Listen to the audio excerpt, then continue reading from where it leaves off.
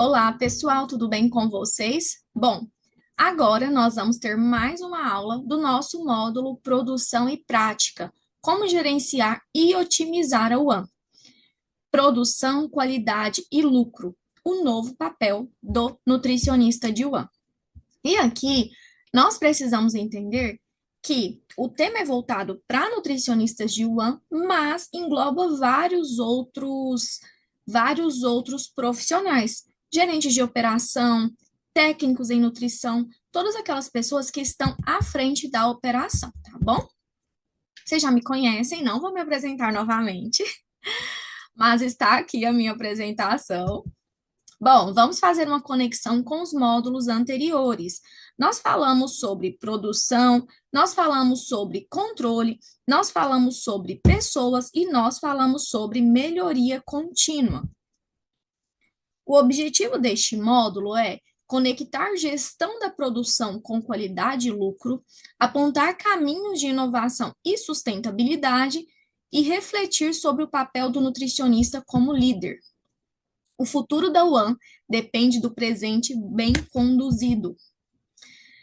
Bom, produção, qualidade e lucro. Nós sabemos que são três pilares e precisam estar muito bem conectados, né? Se a minha produção não está conectada à qualidade, não está conectada ao lucro, a saúde da empresa vai por água abaixo, tá? Então, produção organizada. Quando a gente fala em produção organizada, aqui eu vou falar para vocês a tríade da UAM. Quando nós falamos sobre produção organizada, é o quê? Planejamento, escala de trabalho, controle de processos, fluxo da cozinha. O fluxo da cozinha é eficiente, né? Quando a gente fala em qualidade assegurada, nós estamos falando sobre organização garante o cumprimento das boas práticas, padronização das preparações e segurança alimentar. E lucro preservado, com menos desperdício, maior aceitação dos cardápios e custos sob controle. A UAM mantém, assim, a sua saúde financeira. Então, aqui, nós já falamos sobre esses pontos e seguimos para entender melhor o objetivo deste módulo.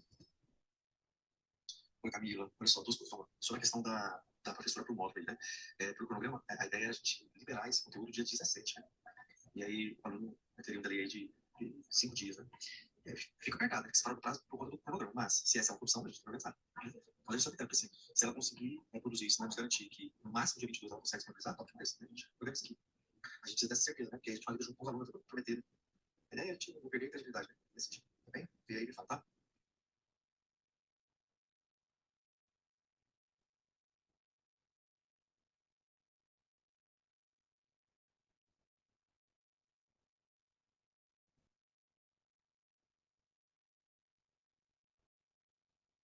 Oi, Vivi, bom dia, tudo bem, Vivi? Essa data do dia 22, você consegue me dar uma certeza que consegue me entregar nessa data? Outra coisa, a respeito dos materiais complementares que você quer colocar, para conversar aqui com o Eduardo, acho que uma ideia que seria legal, dentro lá do seu curso, né, onde tem aquelas abas de todos os módulos, a ideia é de criar mais uma aba, tá? Colocar materiais complementares. Aí você deposita todos os materiais complementares de todos os módulos nessa aba, nessa caixinha lá. E aí você domina, né? Você fala, leia isso aqui, referente a estação elaborada do módulo 9, leia isso aqui, módulo 1, por exemplo. Enfim, você tem que criar só um módulo para que o aluno possa encontrar dentro dessa pasta esse material complementar que você vai disponibilizar, né? E aqui ele se refere. Acho que dessa forma fica melhor do que a gente criar uma aba dentro de cada módulo, tá bem? Fica mais fácil, a gente consegue receber os materiais, consegue utilizar para o aluno, e não estende demais de criar uma caixa cada módulo e uma só geral, você domina de forma diferenciada, tá bem?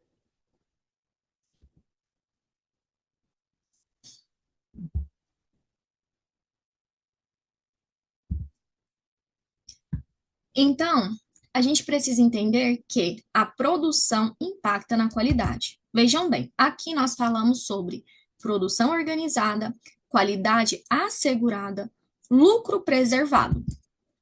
Fluxo produtivo bem planejado reduz erros sanitários, né?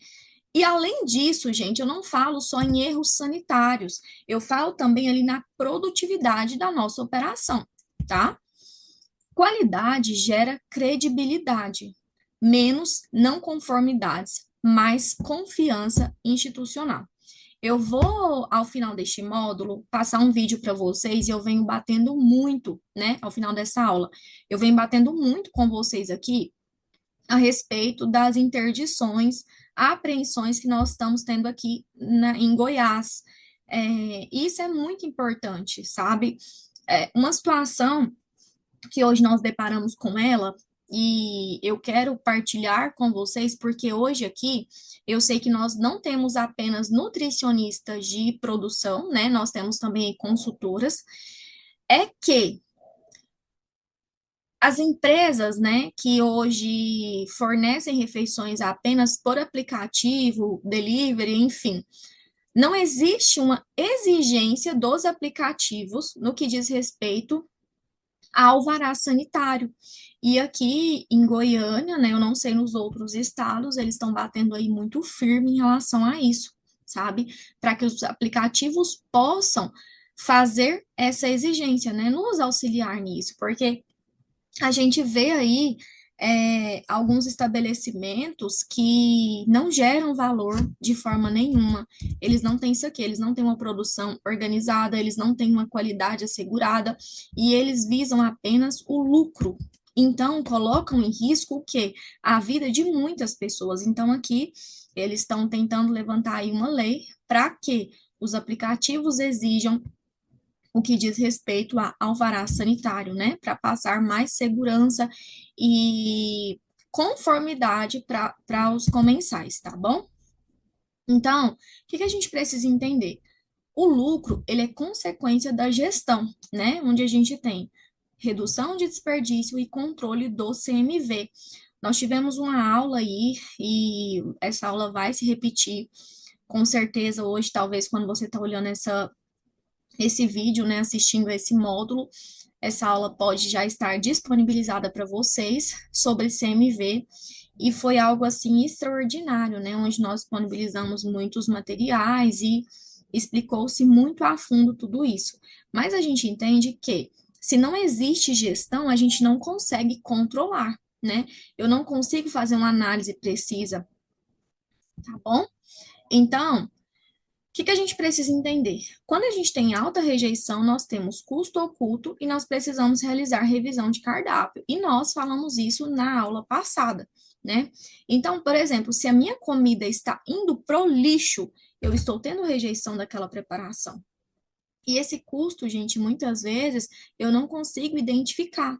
Então, vocês pensam aí, se é uma empresa onde uma UAN, onde os comensais comem, né, podem servir ali arroz, feijão, guarnição à vontade. E essa comida está indo para o lixo, porque existem muitos lugares que apenas é porcionada a proteína. E quando a gente não consegue identificar isso, é muito complicado, tá bom?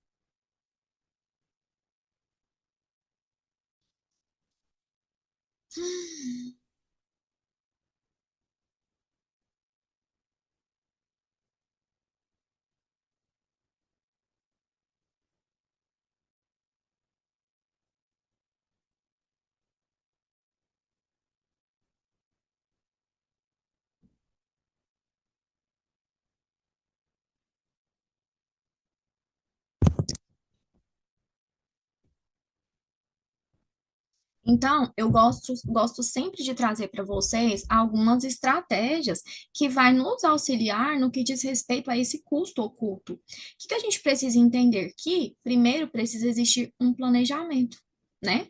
A gente precisa do cardápio, a gente precisa fazer a análise do termo de referência.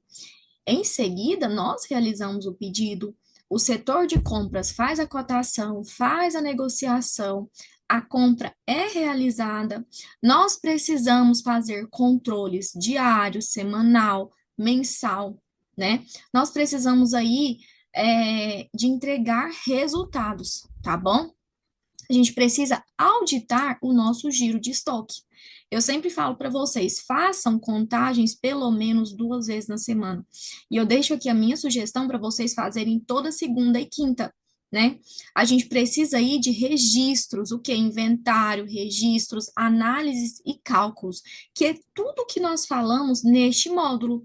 Nós precisamos definir uma frequência de compras, né? Ter um cronograma de pedido, sabe? Então, fazer uma contagem inicial, então, todo final de mês fazer uma contagem para a gente conseguir mapear a porcentagem que a gente tem de estoque para o próximo mês. Essa porcentagem de estoque está comendo quanto do meu faturamento? A gente precisa entender que o empresário, ele sente a dor, mas ele não sabe qual é a doença e nem a causa dessa doença, né? A gente precisa o quê? Ter setores bem definidos dentro da UAM e entender que quem faz tudo não faz nada. Existe acompanhamento, né? A gente precisa entender qual que é a causa raiz dos nossos problemas e conseguir mapear, conseguir fazer esse acompanhamento. Então, dentro de tudo aquilo que eu trouxe para vocês, dos relatórios, dos documentos, é uma forma de acompanhar, sabe? E entender quanto que a gente pode gastar, qual que é o meu PU, né, o preço unitário. Porque senão, gente, a gente nunca vai conseguir mapear esse tipo de rejeição aqui, né? Se eu não tenho nenhum tipo de referência, eu não consigo entender o que está acontecendo dentro da minha cozinha. Então, rejeição é quando o cliente, o comensal, não aceita ou não consome parte do cardápio servido. Só que muitas vezes vai para o prato dele. E isso aqui gera desperdício, né? Pode ser por gosto pessoal, monotonia do cardápio, preparo inadequado ou apresentação pouco atrativa. Isso é diferente de sobra limpa, que é a produção excedente. Então, nós falamos muito sobre isso. E o resto ingesta é a sobra no prato, tá bom? Então, onde entra o custo oculto? A rejeição gera desperdício que não aparece diretamente no custo unitário, mas impacta na operação de forma silenciosa. Então, vou dar um exemplo para vocês. Muitas vezes, a matéria-prima ela é comprada e não é consumida. E aí vai para o lixo ou sobra não aproveitável, né? A gente precisa entender que tem o tempo da equipe que é perdido no preparo de algo que não foi valorizado. Então, é muito o que eu falo para vocês, e eu vou além. Eu considero, sim, é, o que vai pro prato do cliente e depois pro lixo, que é o resto ingesta, como custo oculto. Porque como que a gente vai saber se a pessoa está consumindo aquilo ou se está jogando fora? Por isso que é importante a gente fazer ali o RI, né? Que é aquilo que eu mostrei para vocês. Eu até subi a planilha para vocês também, tá bom? Energia e insumos usados, então não é só o insumo, a gente tem ali gás, água, energia elétrica, né? A imagem institucional prejudicada, o comensal começa a reclamar e até rejeitar a refeição como um todo. Ou seja, o custo está lá, mas não aparece no relatório financeiro. Por isso chamamos de custo oculto, porque muitas vezes a gente entende que ele está sendo acoplado no que está sendo consumido, e não está, né? Por que que a gente precisa revisar o cardápio? Quando a rejeição é constante, ela aponta que o cardápio não está alinhado com o perfil do público. Lembra que eu falei para vocês na aula? A gente precisa entender qual que é a clareza. Com clareza, qual que é o perfil daquela região. Um exemplo, eu atendo vários estados, né? Hoje eu faço auditoria em uma empresa que está em vários estados. Tem uma empresa que está no Piauí e Maranhão. Gente, por mais que está ali do ladinho, não é a mesma coisa, né? A aceitação não é a mesma. Então, eu vou pegar o cardápio do Piauí e vou jogar no Maranhão? Não, eu preciso fazer um cardápio pro Maranhão conforme a necessidade deles. A mesma coisa aqui, Goiás, Tocantins, Mato Grosso, Brasília, eu vou usar o mesmo cardápio? Não. Vou dar um exemplo para vocês. Lá no Pará, uma vez a gente pegou um contrato e eles tinham uma exigência que era o quê? Todos os dias a gente tinha que colocar ali 50 gramas de farinha para eles, né? Já para cá não existe esse consumo tão excessivo. Mas lá era uma exigência. Já aconteceu de pegar contrato, que, por exemplo, no café da manhã, em vez de servir pão, essas coisas, a gente tinha que servir macaxeira, com carne, mais pesado, né? Mas é a clareza do que eles consomem ali, certo? Então, a gente precisa analisar o histórico de consumos, fazer ajustes no planejamento e até criar ficha técnica de aceitação para monitorar. Então, quando a gente fala em histórico, é a gente gerar isso mesmo. Por exemplo, se eu sei qual que foi meu cardápio de cada dia, é eu entender, esse dia passou mais ou menos pessoas. Um exemplo, nos comunitários, em uns comunitários que eu faço auditoria, a gente sabe que no dia de feijoada e no dia de frango assado, gente, assim, se nos dias normais passam 2.500 pessoas, nesses dias vão passar 4.000. Então, a gente consegue analisar. E aí, vocês imaginam se no dia de fígado eu faço um planejamento para 4.000 pessoas? Eu vou ter o quê? Desperdício. Então, por isso que é importante a gente fazer essa revisão sempre, tá? A revisão de cardápio, portanto, não é só nutricional, mas também econômica e estratégica. Cada prato rejeitado é um custo que não aparece na planilha, mas pesa no bolso da UAN. Na sua UAN, qual sobra gera maior impacto financeiro? Então, assim, qual o dia que vocês fazem um cardápio que tem uma rejeição assim, que vocês falam, Camila, não sei o que eu faço com essa preparação.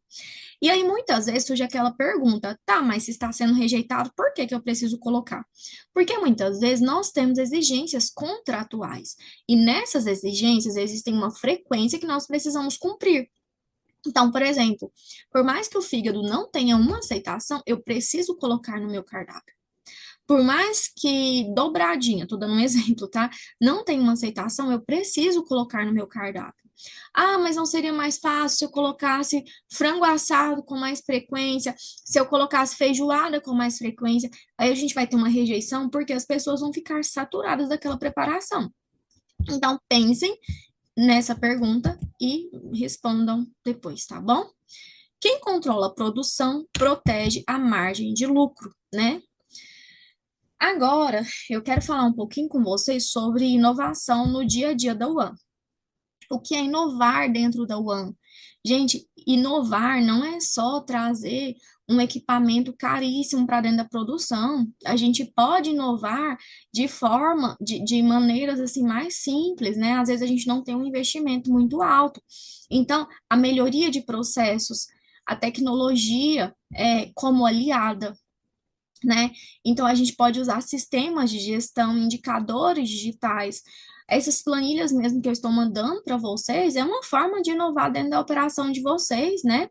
Processos inteligentes. Então, por exemplo, POPs digitais, QR Code em fichas técnicas. Isso é muito importante. Então, aqui, ó, um case prático, né? Planilha em tempo real eliminou atrasos no almoço. Qual a inovação simples que vocês já levaram para dentro da operação de vocês e ajudou a ganhar tempo? Então, inovar não é luxo, é necessidade quem quer se manter competitivo.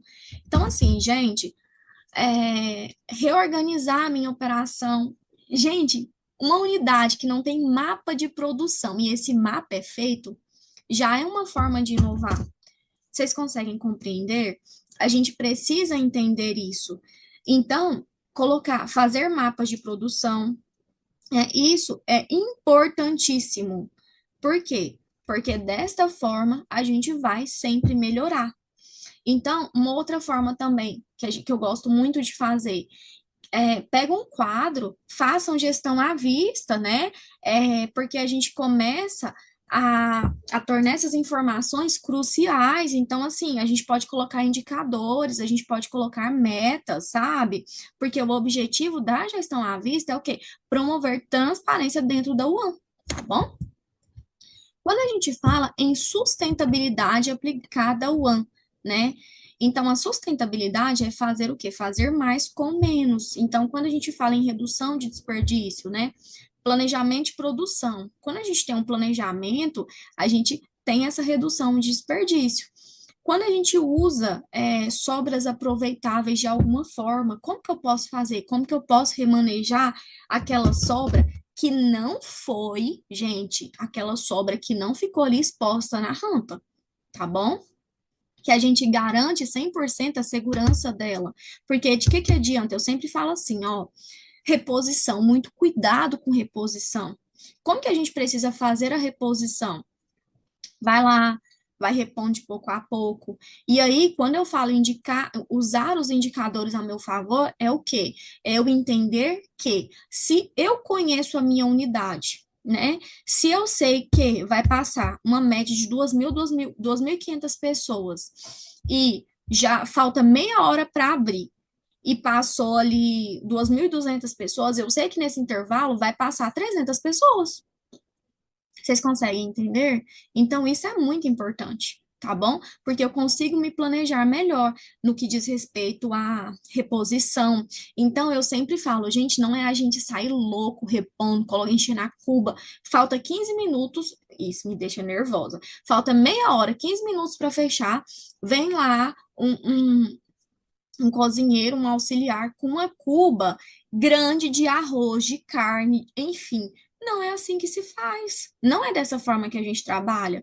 Então, por isso que é importante o acompanhamento do nutricionista. E eu nem culpo o cozinheiro, porque se o nutricionista, o gestor, o gerente faz esse acompanhamento e, de certa forma, orienta o profissional, ele não vai repor desta forma, tá bom?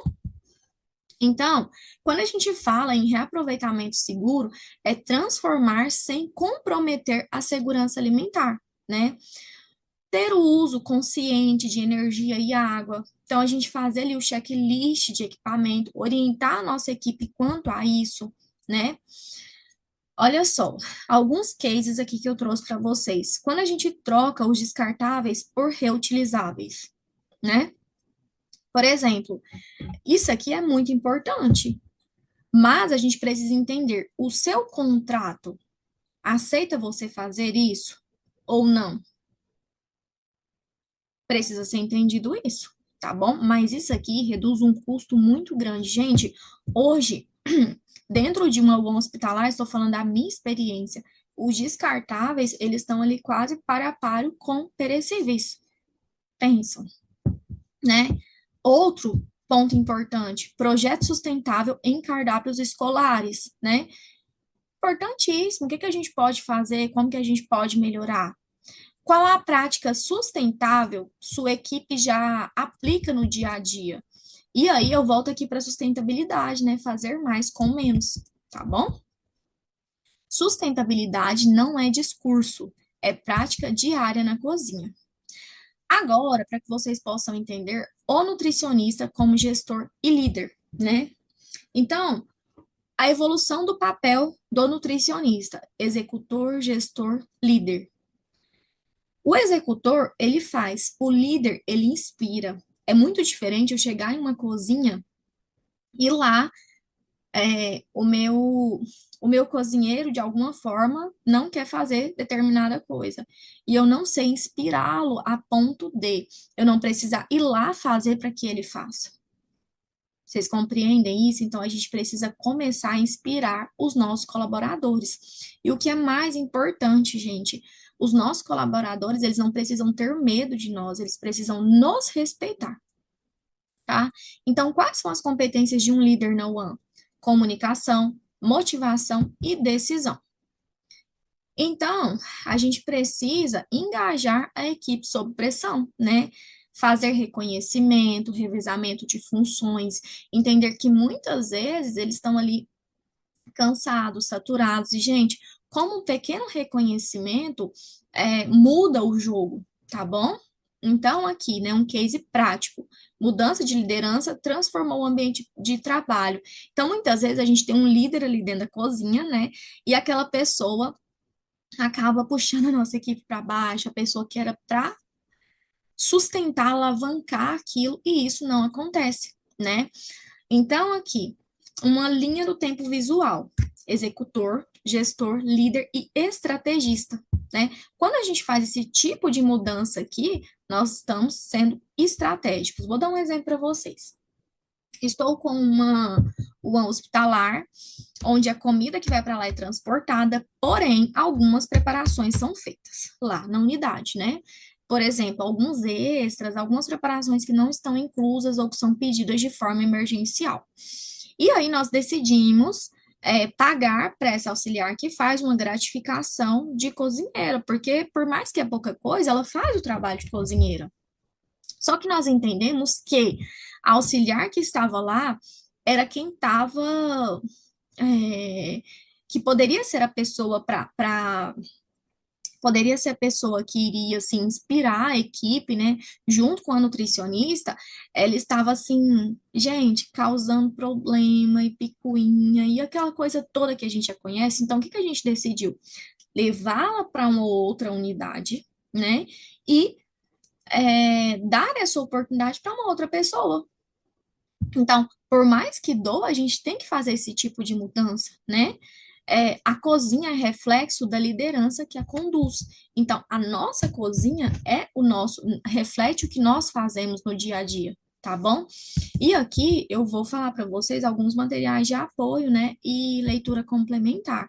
Então, esses materiais, gente, eles estão aqui para vocês, tá? Só os livros que eu preciso que vocês procurem, por favor. É, eu vou depois disponibilizar a capinha, mas esses livros eu acredito que a gente até encontra eles na internet. Se encontrar, eu vou disponibilizar. Então, documentos fundamentais, né? RDC 216 de 2004, a 275 de 2002, a CVS 5 de São Paulo de 2013, alguns livros aí, Gestão em One, Custos e Planejamento, planilhas e POPs, né? Modelo de checklist que nós já disponibilizamos aqui para vocês e escalas de produção. Então, algumas ferramentas que a gente pode usar, né? Excel, Trello, sistemas, né, de gestão. E agora, eu queria que vocês listassem, né? Já foi solicitado uma inovação e uma prática sustentável que você pode aplicar na sua One. Então, o que que a gente precisa entender? Produção, qualidade, lucro e inovação. E aí, a gente precisa entender o quê? Tendências do futuro nas UANs, sustentabilidade, digitalização e inclusão social. Vejam bem, essa semana eu tive uma reunião em uma das empresas que eu presto consultoria. Hoje essa empresa faz mais de 120 mil refeições dia, né? E tem 23 unidades, acredito que é 23, 25, algo assim. O que que a gente precisa entender? A gente precisa entender que nós sentamos, nós não precisamos entender nada, eu tô contando a história para vocês. A gente sentou e a gente estava tentando buscar melhorias junto à inteligência artificial, né? Foi um consultor lá e a gente estava conversando. E aí, inclusive, isso foi citado na aula do professor Alessandro. Hoje, uma dor muito grande é porque a gente tem unidades lá dentro que a gente não tem 1.000 quilos de carne, a gente tem 3.000 quilos de carne que precisa ser contado. E lá a gente não faz uma contagem assim por caixa, porque a gente acredita que essa contagem por caixa muitas vezes vai atrapalhar o processo, né? Não dá para confiar. E aí o que que acontece? Nós pesquisando, nós vimos que existe agora um novo processo de contagem que é o quê? Pega o celular, não sei como, tá? Mas com o celular é possível realizar toda a contagem dos produtos que estão. Então, existe inovação no mercado e a gente precisa o quê? Entender como que isso é feito, né? Como que eu consigo implementar algo pelo menos parecido na minha One? Lógico que para isso existe um investimento muito alto. Então, a gente precisa entender como que nós vamos solicitar isso para o empresário. A mesma coisa que eu falo para vocês é assim, gente, se eu vou pedir um forno combinado, eu não vou chegar e vou falar assim, eu preciso de um forno combinado para minha operação e o custo desse forno é 80 mil. Gente, eu preciso chegar assim, ó, nós estamos precisando de um forno combinado, eu fiz a cotação, o valor é tanto,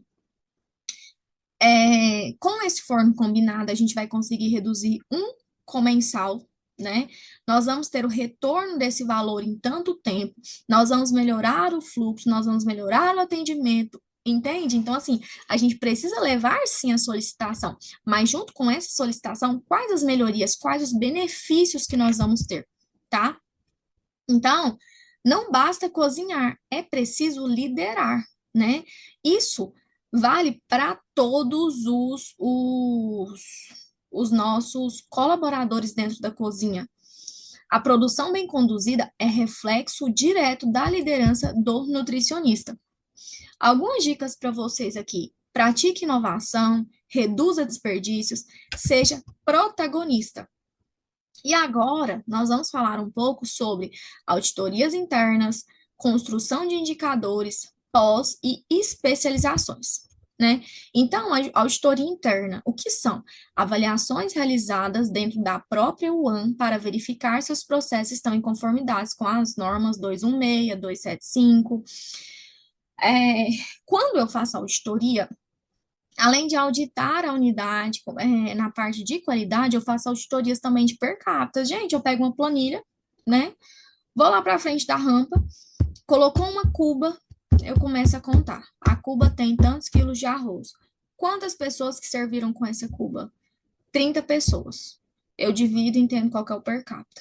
E aí eu começo a criar vários indicadores. Por exemplo, quantas cubas de arroz que eu utilizei para 2.500 pessoas? Quantas cubas de frango? Quanto tempo durou cada cuba? Isso, gente, são indicadores e são indicadores importantíssimos, né? Por que que a gente faz isso? Porque a gente antecipa problemas antes de inspeções externas, a gente consegue garantir padronização e segurança alimentar, criar cultura de melhoria contínua. Outra coisa também, eu gosto de chegar na unidade, quando eu vou fazer auditoria, já ir fotografando. Quando vocês forem fazer treinamento, Camila, sou só eu na minha unidade. Ok. Chega na sua unidade, faz as fotos, né, de tudo que está em conformidade e passa em treinamento para vocês verem. Eu fiz isso essa semana. Gente, esse produto está em cima da pia, tá no lugar certo? Não, então por que que vocês deixaram? A gente precisa trazer consciência para essas pessoas, né? Então, como que a gente aplica isso? Elaborar checklist de boas práticas, higiene, temperatura, armazenamento, realizar visitas periódicas, de preferências mensais, no máximo, né? Envolver a equipe para que a auditoria seja vista como ferramenta de aprendizado, não como punição.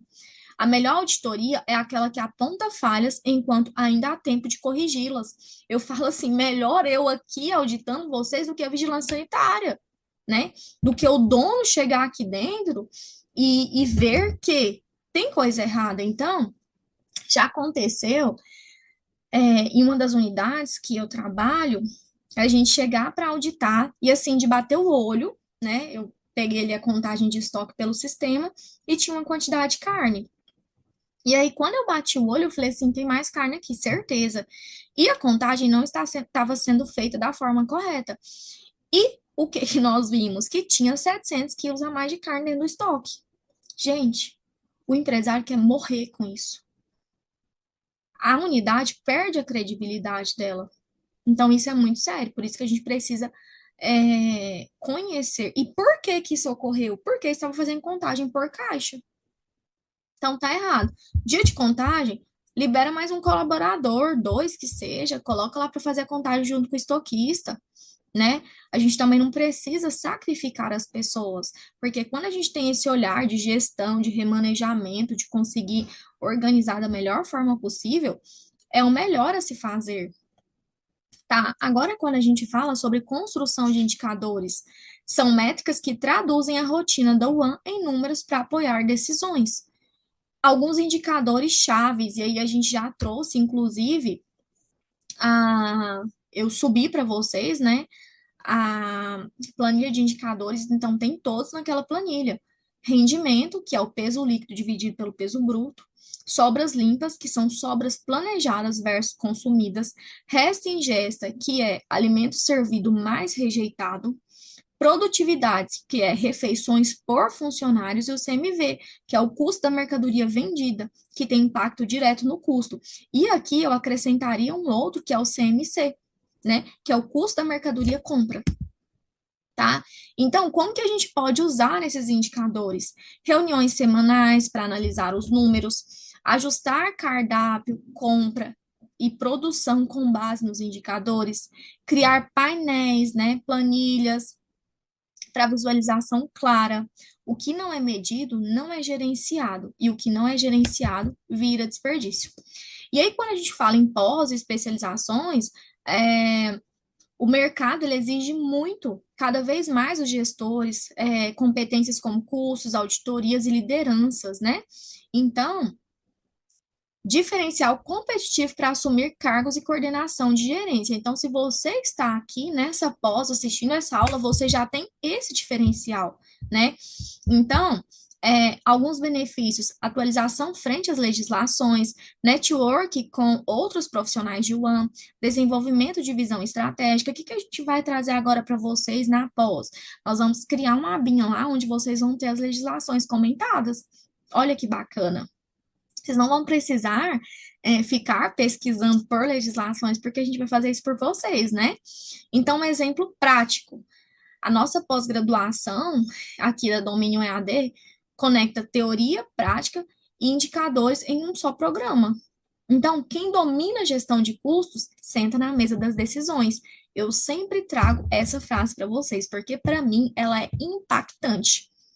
Então, a gente precisa de entender que auditorias internas mostram a realidade, indicadores traduzem a realidade em números, pós-especializações transformam números em estratégia. O futuro da UAM será liderado por nutricionistas preparados que auditam, medem e decidem com base na gestão. E assim, gente, a gente tem que tomar decisão pautada em informações claras, né? Eu não posso tomar decisão pautada em achismo, não existe isso. Então, a gente precisa ter aí essa sabedoria, tá bom? Disse para vocês que nós iremos trazer um vídeo para vocês darem uma olhada no que está acontecendo aqui em Goiânia. E eu trouxe o vídeo aqui, eu vou passar para vocês, tá bom? Diante deles, estamos agora aqui no setor Coimbra. E o que eu vou te mostrar vai ser chocante, inacreditável. Aqui é um local onde que vende marmitex pelo iFood. Olha isso tudo. Chega aqui. Primeiro, cadê essa placa? Completo moças, várias áreas. Começar já. E aqui vende marmitex, caldos, petiscos, hambúrguer. Olha só a situação do local. Como vocês podem ver, esse é o local. Sobe aqui. Olha aqui onde que ele armazena aqui a comida. Tá? Olha só onde que é armazenado, onde que ele faz a marmita.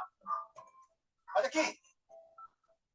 Tá, esse local onde que ele armazena a marmita, toda a estrutura, contrato, moças, várias áreas, ao que tudo indica pelo cartaz, vocês sabem, não, o que quer dizer isso. Olha aqui a geladeira. Essa aqui, a geladeira. E aqui, vamos seguir. Vamos seguir. Quem está comendo isso aqui, vou te falar uma coisa aqui. É direto para o hospital. Mas esse é o local. Aí você continua, o local onde que vende marmitex especial, vou colocar aqui. Olha aqui, vem aqui, você vê as embalagens. Aqui tá as embalagens. Em um quarto, latinhas. Aqui. Voltou, agora vamos ver aqui a cozinha. Olha aqui, que maravilha, que maravilha aqui. Vamos continuar. Olha aí, esse aqui. Ah, aqui, né? Aqui, fritura. E aqui nós vamos tomar cuidado de tanto cocô, barata e, no final das contas... Gente, nós estamos aqui em uma operação integrada. Pode voltar aqui agora em mim aqui. Uma operação integrada, Central Geral de Flagrância e Vigilância Sanitária do município. Nem precisa falar o que está acontecendo aqui, né? Interdição, primeiro ponto. Segundo ponto, o dono aqui do local, além de pensar que está com toda a razão, quer discutir, vem aqui, mais um detalhe que o colega falou. O que quiseram? Carne, frango. Olha a situação aqui do frango. Tá bebendo. Aqui tá, aqui. Deixa eu dar na minha mão. Aqui tá bravo, viu? Isso é difícil. Tá bravo. Hein?